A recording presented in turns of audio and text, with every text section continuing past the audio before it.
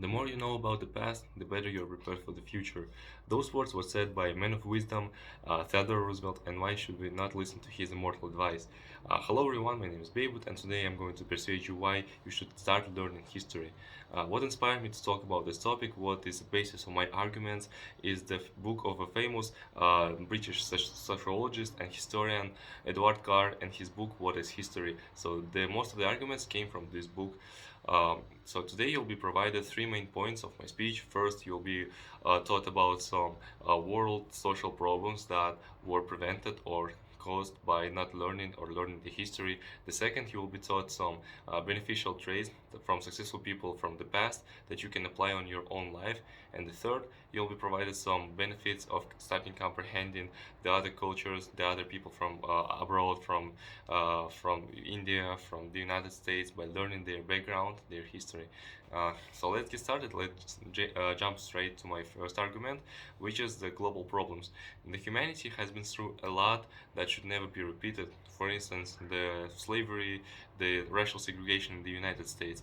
According to Christopher Schneider from the University of Brandon, he mentioned in his book Slavery in America, The History of Slavery in America, that racial segregation can still be a problem in some cases in the United States because some schools are still use that segregational system in some states in the United States, and so that's why the United States have cases of demonstrations, of riots, or social problems that happens to people in one country, which is horrible.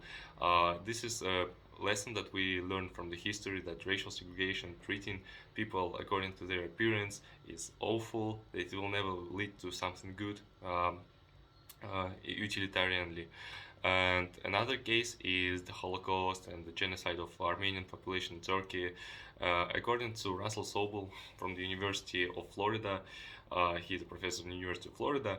In his book, The League of Nations and Covenant and the United Nations Charter, the constitution of two parties, he's mentioned that after failing to prevent those horrible events to the humanity, like genocides, some world problems, the humanity invented a new world organization which is called United Nations instead of the old one. Her descendant League of Nations failed to prevent those problems. So that's why we learned what we should and what we should not to do to avoid such global wars, some I know mass death of the people of one ethnicity. And as you see, the situation becomes better, though we've been through a lot, and it's truly a blessing to live in the world which already learned these lessons. So I'm glad that I'm born in such time when I don't have to go through that rough challenges to learn what we should not do or what we should not do. And so the next argument is learning from others' mistakes and right decisions. So every mistake and right decision has been made before. And we can look at two characters from the past, Cleopatra and Julius Caesar. I think both everyone knows these characters. Both of them have had the same personal traits. First is learning how to deal with people. They won people's hearts. They used acquiescence, they used threats, they were honest, they were dishonest. It can be applied in our days because dealing with people is still a crucial factor of your success. For instance, when you talk to investors, when you talk to your boss, when you talk to your colleagues, etc., etc. And another thing is that they stayed cool in stressful situations. They never lose their patience.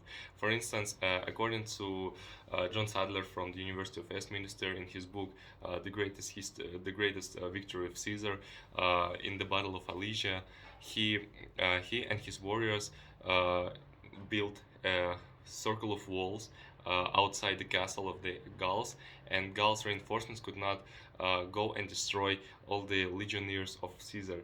So he stayed cool. He saw that the enemy has colossal numerical advantage. However, he stayed cool and saved his people and won this battle because he did not surrender. What would be the best option on the first look? No, he analyzed the situation. He invented a new decision that would be the best option possible, and that's why he is in history books. That's why we learn on his writing good and bad decisions. Talking about Cleopatra, she knew that she was in a city full of enemies, and to go to sneak into Caesar's camp. Caesar was her ally. She covered herself in a carpet, and that's why she wasn't noticed by the enemy guard. So the situation, as I said, was very stressful. However, she didn't surrender. She didn't make any rash decisions. She analyzed the environment and found the one good decision that would save her life. Fortunately, nowadays we only need to care about some business, some our jobs. We do not have to learn how to survive in certain situations. However, those traits of analyzing the situation and staying cool in stressful situations is very crucial toward our success. And the third argument is that Professor Wang from the University of British Columbia, in her article, mentioned that people, when they get bullied for their accents, when they get bullied for their the way they pronounce some words in English, it can be a real problem, especially for those people who had a colonial past.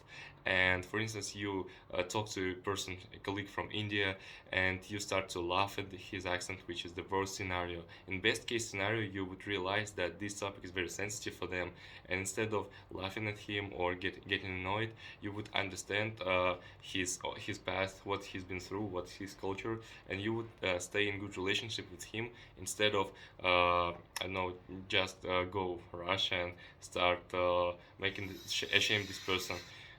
So that's why you will stay in good relationship with your colleagues from all around the world, and will help you to get the colossal success in your life because it's a good perspectives.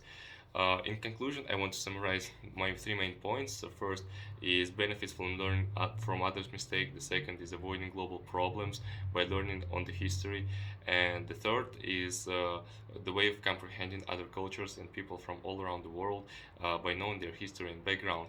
And as Edmund Burke said, those who don't know the history are destined to repeat it. Thank you for the best semester in my life. Thank you, my dear group. Thank you, Professor Batahanova. I hope that I will see you one day healthy and safe. So thank you a lot. Goodbye.